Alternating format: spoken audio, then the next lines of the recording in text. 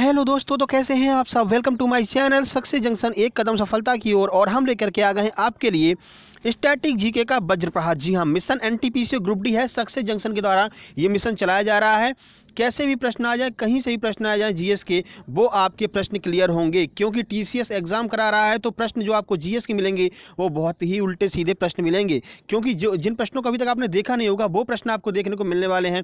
तो टीसीएस ने अभी तक जितने भी एग्जाम कराए हैं, उन एग्जाम्स के सारे प्रश्नों को हम यहाँ पर आपके लिए लेकर के आए हैं। अभी ये 15 प्रश्न है, इसके बाद एक सीरीज कंटिन्यू चलती रहेगी। जब तक आपका एग्जाम आता है, तब तक हम आपको कम से कम 300 से 400 प्रश्न करा चुके होंगे, और इन्हीं जीएस के प्रश्नों में से आपके एग्जाम में प्रश्न आ जाएंगे। तो प्रश्नों का लेवल क्या है वो आपको आगे देखने को मिलने वाला है। तो आइए बिना समय गवाए हुए चलते हैं पहले प्रश्न की ओर। तो पहला प्रश्न है, ओपेक का मुख्यालय कहां पर है। इसका पूरा पोस्टमार्टम करेंगे हम, ओपेक के बारे में पूरी जानकारी आपको हम देंगे। तो देखिए, ओपेक का मुख्यालय है वियना, जो कि ऑस्ट्रिया की राजधानी, ऑस्ट्रेलिया की राजधानी नहीं है, ऑस्ट्रेलिया की राजधानी कैनबेरा है। ऑस्ट्रिया की राजधानी वियना है, वहां पर इसका मुख्यालय। अब देखिए, ओपेक के बारे में हम आपको बताते हैं।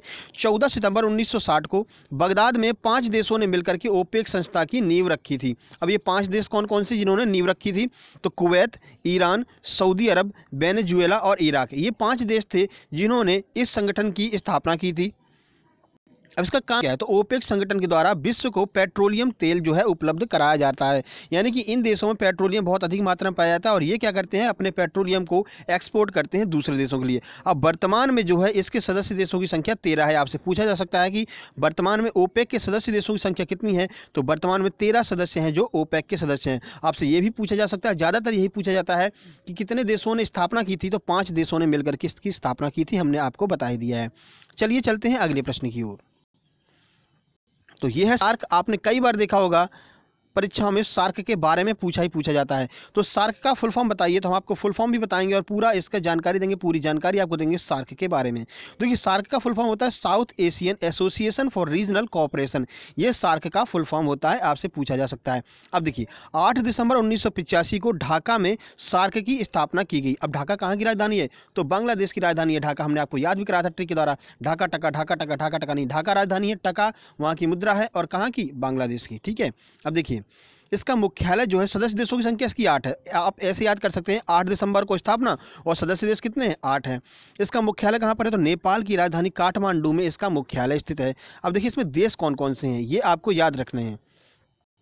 तो भारत, पाकिस्तान, ना पाकिस्तान कह सकते हैं, अफगानिस्तान, नेपाल, भूटान, बांग्लादेश, मालदीव और श्रीलंका। ये 8 देश हैं जो आपके सार्क के अंतर्गत आते हैं। चलिए अगले प्रश्न की ओर चलते हैं। ये प्रश्न पूछा गया था एसएससी सीजीएल में, तो लोगों की हवा उड़ गया था कि मतलब समझ में नहीं आ रहा था सुगौली की संधि किन किन के मध्य में हुई थी। ये आपसे पूछा गया था। तो अंग्रेज और नेपाल के लोगों के बीच में सुगौली की संधि हुई थी। तो हम आपको पूरी जानकारी देते हैं, क्योंकि अब आपसे पूछा जा सकता है कि ये संधि कब हुई थी। तो 1816 में सुगौली की संधि संपन्न हुई थी भारत और नेपाल के बीच।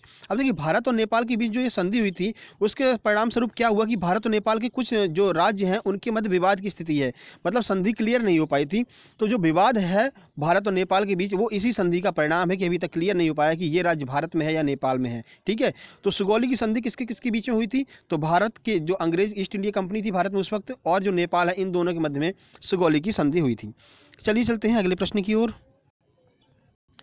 तो प्रश्न नंबर 4 है, सिलीगुड़ी कॉरिडोर, जिसे चिकन नेक भी कहते हैं, भारत के किस राज्य में स्थित है? ये भी बहुत महत्वपूर्ण प्रश्न है, ये आपसे पूछा जा सकता है। सिलीगुड़ी कॉरिडोर बहुत ही ज़्यादा महत्वपूर्ण है। तो देखिए, पश्चिम बंगाल में स्थित है सिलीगुड़ी कॉरिडोर, जिसे चिकन नेक भी कहते हैं। अब देखिए, चिकन नेक भारत के पश्चिम बंगाल क्षेत्र में स्थित है। कितने? 27 किलोमीटर का क्षेत्र है, जो कि नेपाल और बांग्लादेश की सीमा के बीच में स्थित है। देखिए, आपने मुर्गा देखा होगा, तो मुर्गा के नीचे का भाग मोटा होता है और गला भी मोटा होता है, बीच में क्या होता है? नेक होती है, जो वो पतली होती है, वहीं से मरोड़ देते हैं। ठीक है। तो ऐसा ही आपको यहाँ पर देखने को मिलेगा भारत के उत्तर पूर्वी राज्यों में। जब जाएंगे आप सिक्किम, असम की तरफ जाएंगे, तो बीच में जो हल्का सा आपको पतला सा जो क्षेत्र दिखता है, वो 27 किलोमीटर का जो क्षेत्र है, उसी को चिकन नेक कहते हैं, और इसी को सिलीगुड़ी कॉरिडोर कहते हैं, जो कि पश्चिम बंगाल में स्थित है। किन 2 देशों के साथ सीमा बनाता है? तो नेपाल और बांग्लादेश के साथ में सीमा बनाता है सिलीगुड़ी कॉरिडोर।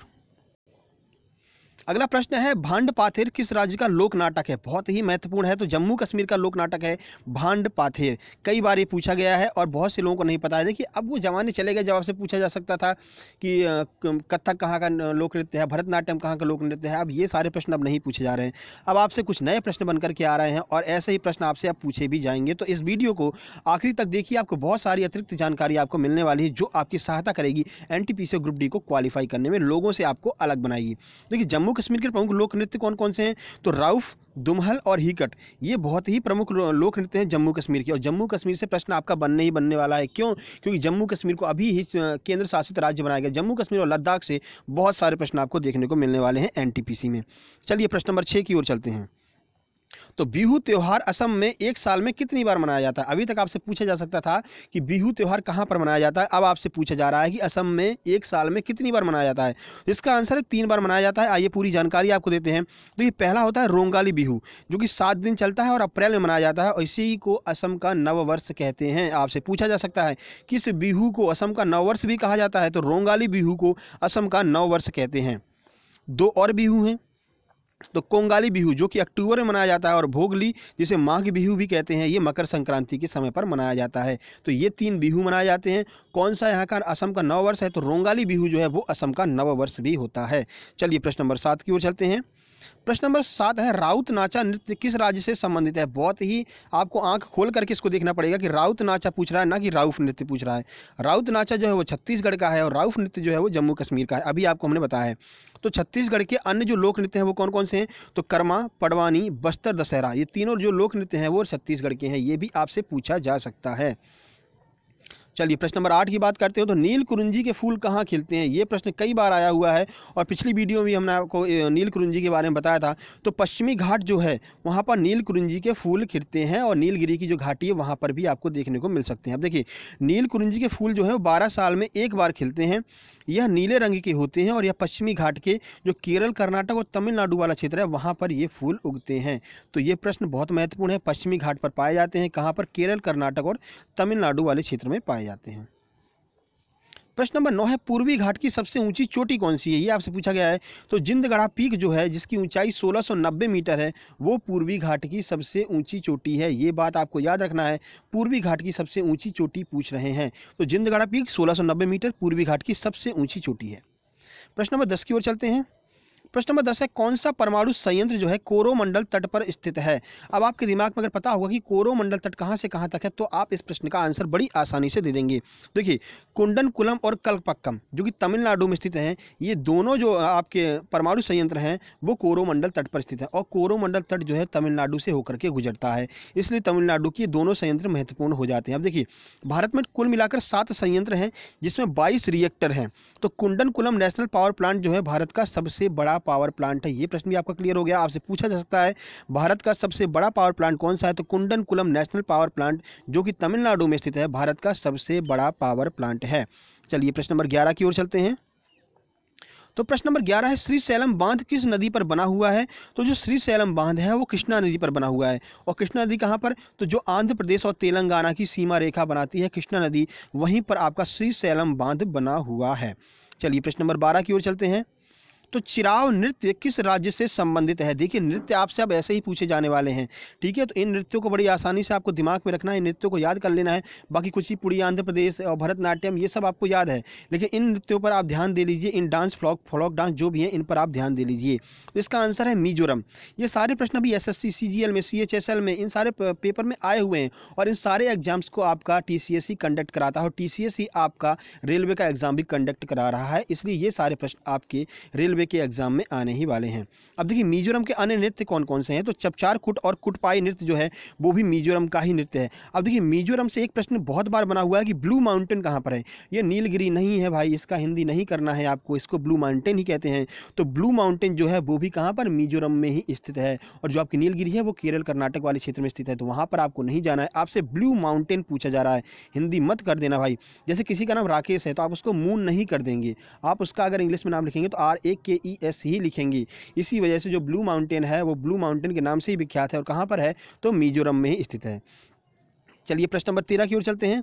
तो प्रश्न नंबर 13 है, माउंट सरामती किस राज्य में स्थित है? माउंट सरामती, तो इसका आंसर है नागालैंड में। अब आपसे माउंट सरामती की ऊंचाई पूछी जा सकती है, तो 3826 मीटर जो है वो आपकी माउंट सरामती की ऊंचाई है, नागालैंड की सबसे ऊंची चोटी है। तो नागालैंड में स्थित है माउंट सरामती। प्रश्न नंबर 14 की ओर चलते हैं। प्रश्न नंबर 14 है, मारमा गोवा बंदरगाह किस नदी के मुहाने पर स्थित है? अभी तक आपसे पूछा जाता था मारमा गोवा बंदरगाह कहाँ पर है, तो आप बता देते थे बड़ी आसानी से कि गोवा में स्थित है, क्योंकि इसके नाम के पीछे ही गोवा लगा हुआ है। अब आपसे पूछा जा रहा है कि किस नदी के तट पर स्थित है, तो जुआरी नदी के तट पर स्थित है मारमा गोवा बंदरगाह। आइए पूरी जानकारी आपको देते हैं। देखिए, यह बंदरगाह गोवा राज्य में स्थित है, और गोवा कहाँ पर है, तो कोंकण तट पर स्थित है। गोवा तट आपको याद रखना है, कोंकण तट पर गोवा है, ठीक है। तमिलनाडु के बारे में आपको बताकर ही आ रहे हैं। मालाबार तट कहाँ, उड़ीसा में, ये सारी जानकारी आपको याद रखनी है, ठीक है। और गोवा के प्रमुख लोक नृत्य कौन कौन से हैं, तो जागोरा, फुगदी और देखनी, ये तीनों लोक नृत्य जो है वो भी आपके गोवा के ही लोक नृत्य हैं। इस वीडियो को आप 2 से 3 बार देखिएगा अगर आप यहाँ पर NTPC का एग्जाम देने जाने वाले हैं, तो इनमें से प्रश्न आपको देखने को मिलेंगे, मैं गारंटी के साथ आपसे कह सकता हूं। चलिए प्रश्न नंबर 15 की ओर चलते हैं। तो देखिए, आपसे पूछा गया केदारनाथ मंदिर किस नदी के तट पर स्थित है, तो इसका आंसर मंदाकिनी नदी है। कई बार आप कंफ्यूज हो जाते हैं कि अलकनंदा लगा करके चले आते हैं, लेकिन इसका आंसर जो है वो आपका मंदाकिनी नदी ही है। देखिए, अलकनंदा किनारे फिर कौन स्थित है, तो जो बद्रीनाथ है वो आपका अलकनंदा के किनारे स्थित है। तो बद्रीनाथ अलकनंदा के किनारे, मंदाकिनी के किनारे केदारनाथ स्थित है। ये प्रश्न आपके 15 बहुत ही महत्वपूर्ण प्रश्न थे। अपने दोस्तों के पास शेयर कर दीजिएगा जिनको नहीं पता है कि कैसे स्टैटिक के प्रश्न आपके आने वाले हैं, GS के कैसे प्रश्न TCS पूछता है। अगर वो भी अभी पुराने प्रश्नों में घूम रहे हैं, अभी भी अगर लूसेंट याद कर रहे हैं, तो लूसेंट से अब प्रश्न नहीं आने वाले हैं। अब आपको TCS के प्रश्न को देखना ही पड़ेगा। GS आपको TCS की ही पढ़नी होगी। साइंस भी हम आपकी वीडियो लेकर के आ रहे हैं। TCS के जो साइंस के प्रश्न आते हैं वो भी हाई लेवल के प्रश्न आते हैं, तो उनकी भी वीडियो आज शाम तक आपको देखने को मिल जाएगी। तो ये वीडियो शेयर कर दीजिए। वीडियो आपको अच्छी लगी हो तो लाइक कर दीजिए। बहुत मेहनत लगती है सारे प्रश्नों को कवर करने, फिर ला करके टाइप करने, फिर आपको बताने, पूरी जानकारी देने में बहुत मेहनत लगती है। तो इसको लाइक कर दीजिएगा और चैनल को सब्सक्राइब कर लीजिए अगर आप पहली बार हमारे चैनल पर विजिट कर रहे हैं तो, क्योंकि जल्दी जो आपका रेलवे का एग्जाम चालू होने वाला है, सारे एग्जाम की एनालिसिस हम आपको इसी जो आपके चैनल है सक्सेस जंक्शन, इसी पर हम आपको सारे एग्जाम का एनालिसिस कराएंगे, जिससे आपको पता चलेगा कि आगे एग्जाम्स कैसे आने वाले हैं। तो जल्द ही मिलते हैं एक नई वीडियो के साथ में, तब तक के लिए नमस्कार। आपको अपनी स्क्रीन पर साइंस की वीडियो दिखने लगी होगी, साइंस की प्लेलिस्ट, उस प्लेलिस्ट में जाकर के देख लीजिए। सारे प्रश्न TCS के ही आपको देखने को मिलने वाले हैं। तो जल्द ही मिलते हैं, तब तक के लिए नमस्कार।